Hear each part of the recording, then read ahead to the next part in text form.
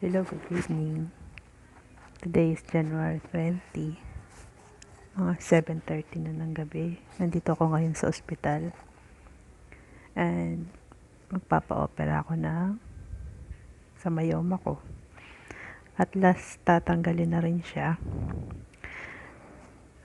Kaya ako ginawa tong vlog na to para ma-share yung experience ko. And sana makatulong sa iba. Nag-start siya late 2000. Masakit ang puson ko.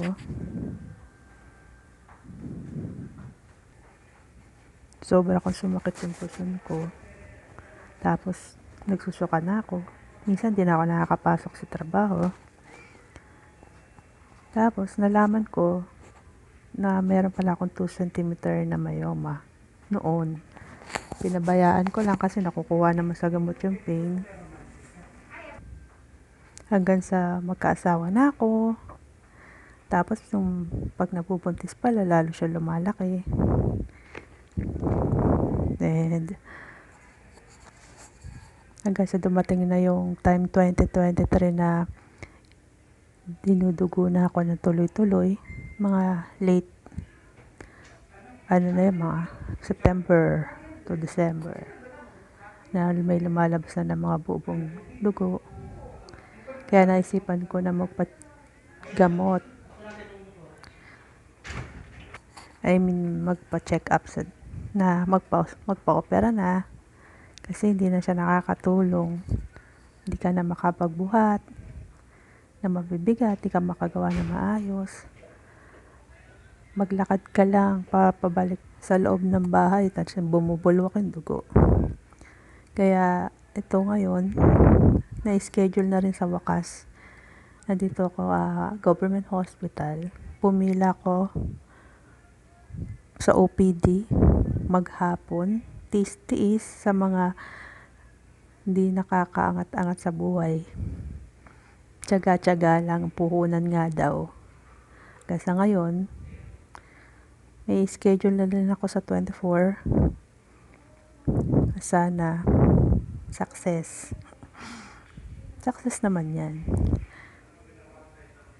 Sana kung kayo may mga nararamdaman na kayo, may sintomas na kayo ng sobrang pananakit ng puson, sobrang may mga buong dugo na lumalabas sa inyo, magpa-check up na kayo kasi hindi normal, lalo na yung mga malalaking buong dugo. Huwag nyo na ipagpawalang bahala, kagaya ko. Kakukuha naman sa gamot hanggang sa hindi na kaya. Sana makatulong tong video na to. Ang mahirap lang naman ngayon yung proseso Dahil pag sa government hospital, kailangan mo talaga pumila lang maghapon para ma-check up ka. Maghintay na ma-schedule ka. Yun lang. Kaya sana, kung merong nanonood na may kagaya ko sitwasyon, huwag mo ipawalang bahala yan. Magpa-check up ka na. Meron namang mga government hospital at meron namang sinasabi nila na malasakit na makakabawas sa mga bills. Samahan nyo ako.